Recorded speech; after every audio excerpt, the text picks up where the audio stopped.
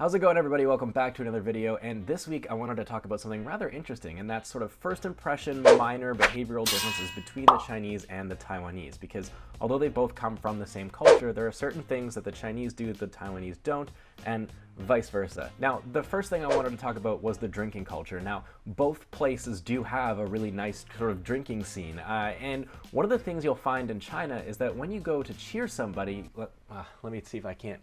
I'll just use these two wine glasses that I never use that are kind of dirty. So anyways, let's say, for example, these are two people cheersing. In China, what you'll try to do is go lower than the other person before you actually cheers.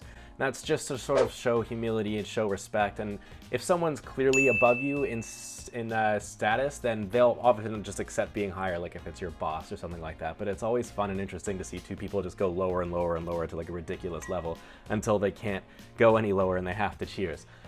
It's just some sort of like fun little thing that they do there. I'm not like sure why, but in Taiwan, this behavior is completely absent. I don't know why this is, because you'd figure that maybe that behavior would carry on to here, but it hasn't. Speaking of drinking, one popular drink in China is called baijiu. It's literally translates to white alcohol, and it's got super strong, not very good. Most Western people won't really like it. It doesn't really taste like anything else that I could compare it to. It kind of has a grassy flavor. And it has a very strong alcohol flavor in it as well. The thing is they have it here in Taiwan as well, but they call it something different. It's called gaoliang, or something like that. I don't know. A lot of these words that they have here in Taiwan I won't know how to pronounce, but I'm not sure why they call it something different, because they're both very popular drinks. Maybe it's something has to do with like what we call whiskey. We can call it rye, we can call it scotch, we can call it bourbon, whatever. Maybe it's dependent on where it's made. But yeah, so they just call these two different drinks something different. I'm not really sure. Carrying on with the topic of food, you'll often find that in China, people will want to invite you over for dinner. This might just be a simple gesture and they don't mean it, but oftentimes they do, and they really want to cook for you in their home. And by the way, if you're in China and someone does offer to cook for you, don't miss out on the opportunity, because homemade Chinese dishes are amazing. You'll never have anything like it in your life. And I mentioned this in, I think my last video, China versus Taiwan, the people, and I talked about how Taiwanese people don't typically do that. They won't actually invite you over to their homes. And one of my Taiwanese subscribers and viewers actually pointed out that most Taiwanese apartments and houses, just like this one, don't have kitchens. I don't have a kitchen in this apartment. And so they can't really invite you over to cook and eat if they can't do that. There's no kitchen. The other thing too is that even if they do have a kitchen in their home, most Taiwanese people prefer to go out to eat instead of cooking at home, because one, it's cheap, two, it's convenient, and three, people's lives are incredibly busy here. Most people are at work all day, or their kids are in school all day, and they don't have time to cook a meal, and so they'll just go out to eat. And so typically speaking, they'll invite you out to dinner somewhere else, not necessarily in their home. I'm not saying everyone is like that. A lot of people like to cook in their home, especially if they have their grandparents in their house, then they'll definitely have home cooked meals. Another thing too about eating outside is that Taiwan has a massive stacking culture. You can go up to a sort of stand or a stall and they'll give you food and you walk away and you eat it, or you eat it somewhere else. In Taiwan, usually you go to a restaurant and you sit down with all your friends at a big round table and you share drinks and you share food, and you stay there for a couple of hours and enjoy yourself. Yes, Taiwan of course has restaurants like that, but it is one minor difference, is that I noticed that in a lot of places in China, they're starting to shut down a lot of the food streets and the food stalls, which sucks because they were so delicious, but I think the government sort of considers them to be dirty or not so clean, and you might get sick from eating at these certain places. But I ate there in my early days in China and I really liked it. Now, moving on from the food sort of area, I wanted to go into the language area, because this is really interesting. And one clear difference is the amount of different languages that are in China and Taiwan, which might shock you guys, because some of you might think, well, what do you mean they just speak Chinese? That's not true. Here in Taiwan, most people will speak either Chinese, Kejia, or Hakka, Taiwanese, or there'll be some Aboriginal languages and maybe a few others I might be forgetting. But in China, there are tons of different languages and dialects. Just in the one city, the small city that I lived in, Huizhou, if you're walking around the street, you'll hear, of course, Chinese, Cantonese, because it was in Guangdong, a local Huizhou dialect. You'll hear multiple Kejia dialects. So, you know, if you are a Kejia person from Huizhou, your Kejia is going to be different from someone from Meizhou or even Taiwan.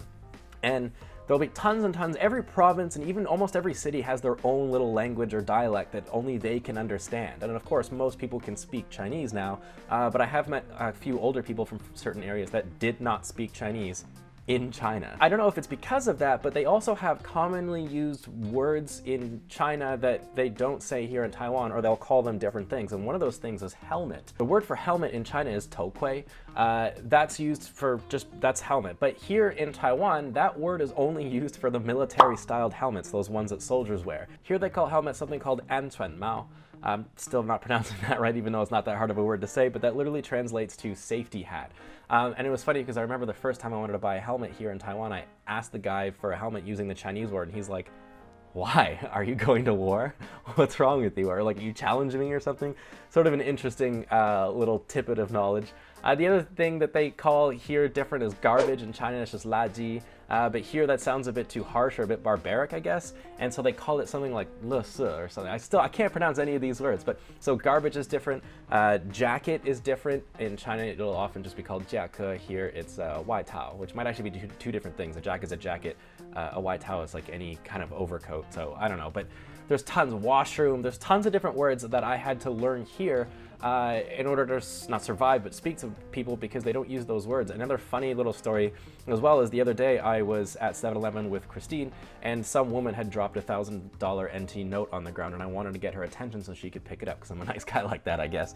And I almost said menu, which literally just means beauty or beautiful or hey pretty girl. It's not creepy like it is in English. It's just how you call women when you want to get their attention and you don't know them. For men, they just say 帅哥, which means handsome. Here in Taiwan, they don't do that. They call them 小姐, which means miss. In northern China or certain parts of China, 小姐 can often mean like a prostitute.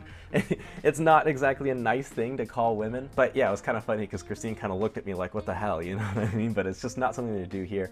Another thing too is waiters and waitresses will just be like 服务员 or 服务员 or whatever it is in China.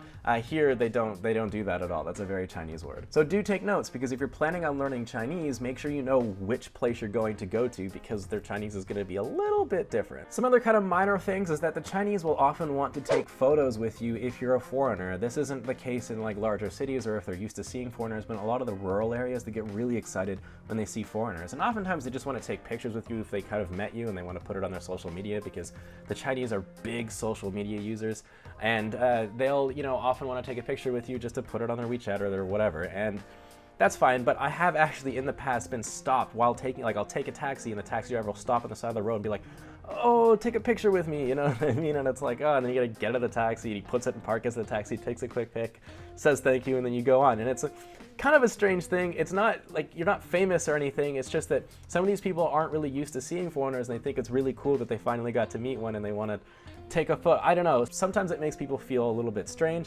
I don't really mind it, but it's something you will most likely never see here in Taiwan, unless of course they're friends with you.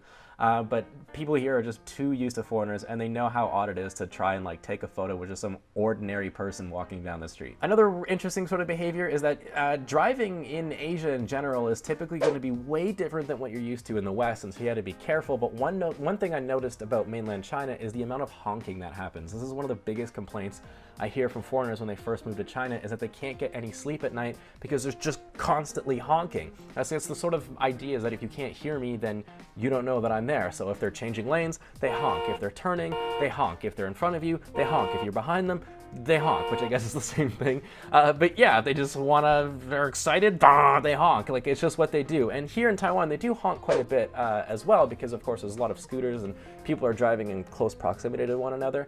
But it's not as common as it is in China. One thing that will keep you up at night though are the religious parades and the amount of fireworks they have here in Taiwan. There isn't really any religion in China anymore because the Communist Party banned that, them being communist. Here in Taiwan, they didn't. And so you're gonna see a lot of what we call Buddhist party buses, which is basically these trucks, and like this parade goes by, they blow up fireworks and people are like walking on stilts, and they'll have like stripper poles with girls on them. It's really strange, and it's or the Taoists I think do it too. I'm not really sure which religion it is, but they have these parades all over the place fairly frequently. I think sometimes they do it to like bless a business, or it'll be celebrating a certain god's birthday.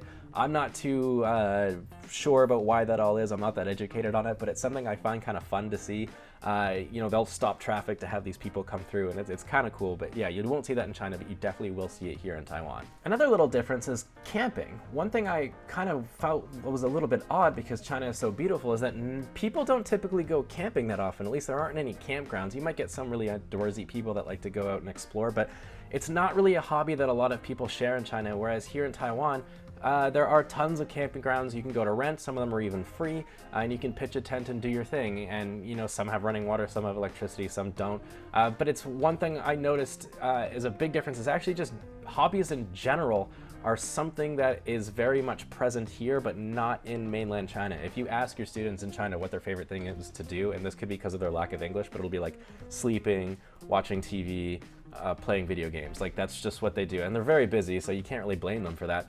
But here in Taiwan, there are so many different hobbies you can do, from like martial arts to camping, like I mentioned earlier, to all kinds of stuff, to video games. Video games is one thing they definitely have in China, but it's often just computer games because a long time ago they banned console games because they thought it was bad for their students studying, and so it was actually banned. You couldn't buy an Xbox or a PS4 or whatever way back in the day. Now it's legalized, I'm pretty sure, but because it was banned for so long, people just sort of stick to computers and their computer cafes in China. Anyways, guys, I hope you enjoyed that quick little video about some of the behavioral differences I've noticed between China and Taiwan. If I can think of more, I'll make another video. This is just sort of what I can think of off the top of my head.